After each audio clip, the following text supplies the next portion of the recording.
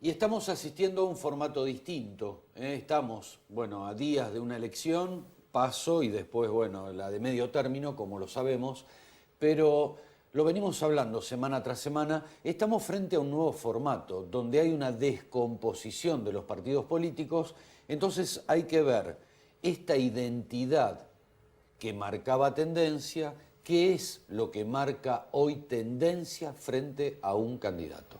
Sergio, gracias por haber venido. Muchas gracias por invitarme. ¿Qué marca Sergio en esto? Hoy, digo, ¿no? Con este formato nuevo, ¿no? Que tenemos. Yo creo que hoy estamos presenciando el punto cúlmine, esperemos, que de una atomización de oferta muy asociada a cada candidato.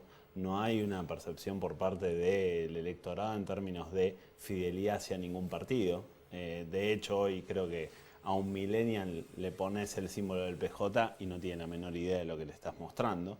Y la verdad es que eso se ve reflejado en las encuestas cuando nosotros consultamos sobre asociatividad o intencionalidad de voto para un partido.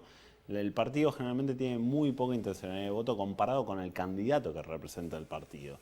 En un caso podemos pensar en el Frente Renovador, que cuando uno menciona el Frente Renovador tiene un techo, depende de dónde lo esté mirando, pero nacionalmente de entre 40 puntos, 45, cuando va el candidato hasta puede llegar a 50, que es una intencionalidad de voto en términos de si lo votaría o no lo votaría. Eso no significa que se transforma en votos reales.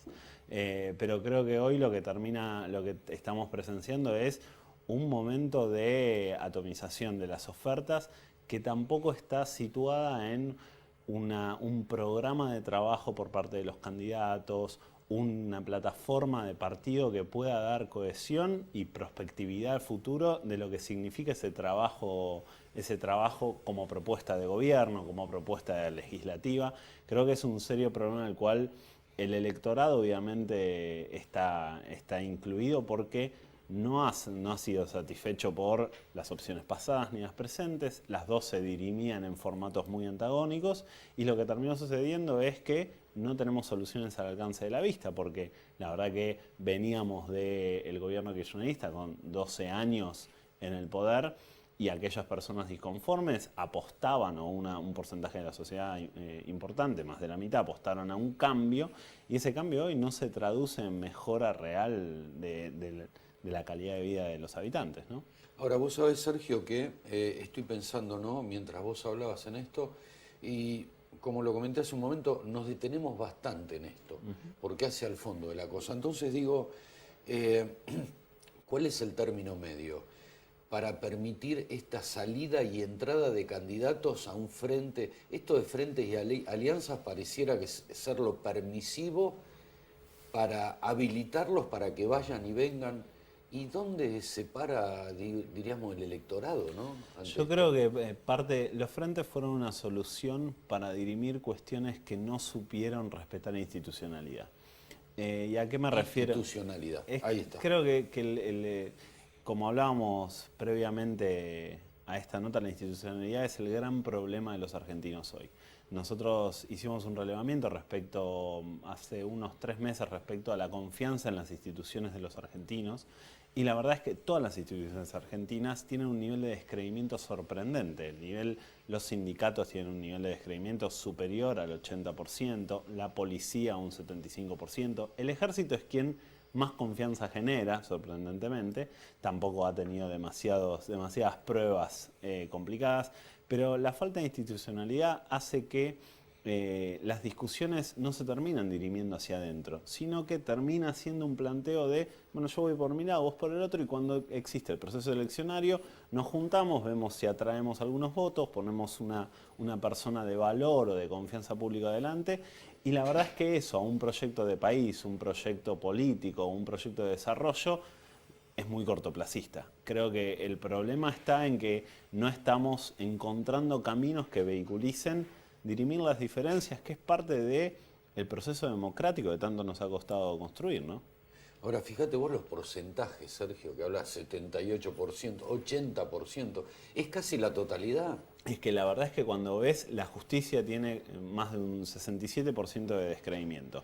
La verdad es que ahí es donde se planta el gran problema. Si vos y yo tenemos un problema, no terminamos de ponernos de acuerdo, en algún momento vamos a llegar a la justicia. Seguro.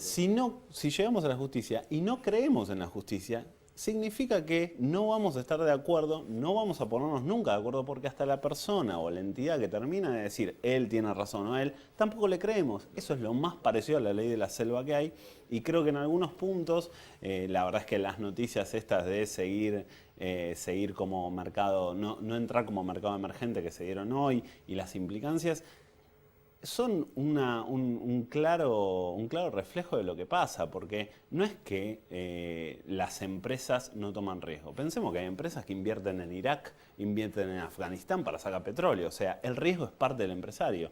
Pero claramente, si no hay una posibilidad de vislumbrar un escenario que pueda dar ganancias, retorno y demás, y nosotros como sociedad no nos estamos poniendo de acuerdo. Y es un claro ejemplo de lo que sucede cuando alguien como Cristina Fernández de Kirchner decide ir por fuera del sello que ella misma creó, sumado a perder la posibilidad de implementar nuevamente el proceso de las PASO, que fue implementado por ella en el Congreso.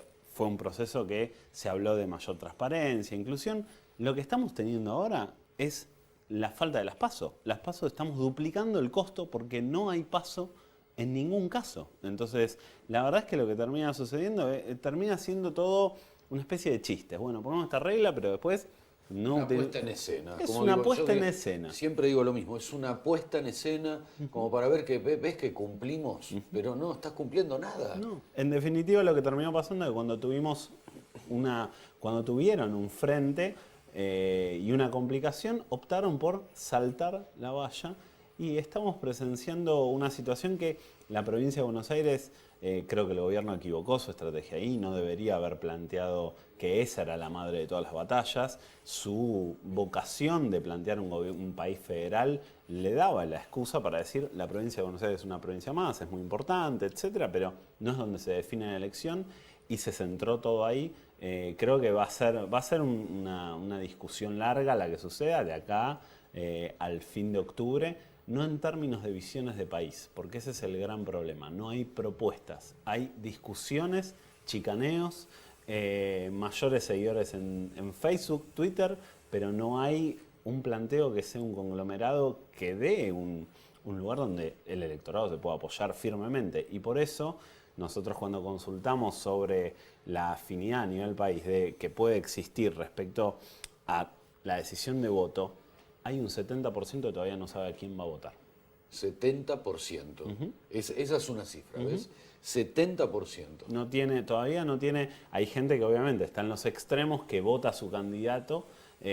O sea, estamos presenciando, hace 20 años atrás, podíamos hablar de el radical va a votar al radical, sea quien sea. Y lo sabíamos, y era una charla clara, y estaba puesta arriba de la mesa. El peronista lo mismo. Hoy la gente perdió las filiaciones partidarias y de activismo político o ciudadano, y lo que termina pasando es, hoy lo veo a tal, me convence lo que dice, mañana no, y creo que ese es el gran problema también de las encuestas, de tener un resultado asertivo. La gente, en un porcentaje importante, decide su voto en el cuarto oscuro. En el cuarto oscuro. Y eso es la verdadera lucha electoral. Y que la verdad es que cuando llegas al cuarto oscuro hay mucha gente que termina decidiendo ahí. Entonces, ¿cómo pueden los encuestadores? Y aparte a mí me parece un nivel bastante complicado, yo siempre digo lo mismo, los encuestadores o la gente que hace investigación, lo que tiene que tratar es explicar la realidad, ayudar a darle un formato comprensible, ver hacia dónde va la cosa. Ahora, anticipar una elección, no se pueden publicar, debería existir algún elemento que prohíba la publicación con más antelación, porque la verdad es que si las encuestas tienen que decir cómo va a salir la elección, no tengamos las elecciones. Se acabó, Seguro. Nos ahorramos un montón de Seguro, plata. más bien. Entonces, la verdad es que ahí también habla de la responsabilidad que estamos llevando adelante muchos y que creo que deben ser insumos hacia adentro, pero los procesos eleccionarios son un esfuerzo democrático muy grande del país y en este caso, como hablábamos antes, encima los duplicamos. Claro. Nos quedan 2 minutos, Sergio. En 2 minutos... vos sabés que siempre digo, ¿no?, que la coyuntura supera la convicción. Y vos fíjate que en esto que mencionabas, cómo el PJ tradicional acepta no ir con su sello. Yo creo Por más que sea simbólico, no importa. pero aceptó, a través de Cristina Fernández, no ir con el sello que los caracterizó desde hace 60 años, digo, ¿no? Porque tienen más vocación de poder que de institucionalidad. El poder hoy termina siendo lo que empaña el futuro de Argentina. Por momentos creo que esa decisión, esa discusión se olvida, no se pone sobre los medios, pero creo que el peronismo va a ir detrás de quien pueda detentar el poder, sea Cristina, sea Randazzo, sea Igi ganando esta pseudo paso con Randazzo, pero nuevamente esperemos que el proceso este eleccionario termine finalizando esta atomización de fuerzas y presentando proyectos y posibilidades para que el electorado tome una decisión pensada. Ahora, un minutito breve. El PJ, si bien pierde la simbología, ¿no? Diríamos, no pierde una esencia, que es orgánico, de órgano, es orgánico. Hay un líder y de atrás en columna. Eso lo siguen Es manteniendo. sorprendente, de todas maneras, también es sorprendente, Cristina está afectando por primera vez al peronismo porque hay dos vertientes. Y es la primera vez que el peronismo, existe las frases bastante desafortunadas de cómo el peronismo dirime sus diferencias que son bastante violentas por momentos. Podemos recordar la tragedia de Ramallo, podemos recordar bastantes cosas, seguro. pero creo que esta es la primera vez que al menos una parte del peronismo se corrió. Hay que ver qué pasa después de las PASO.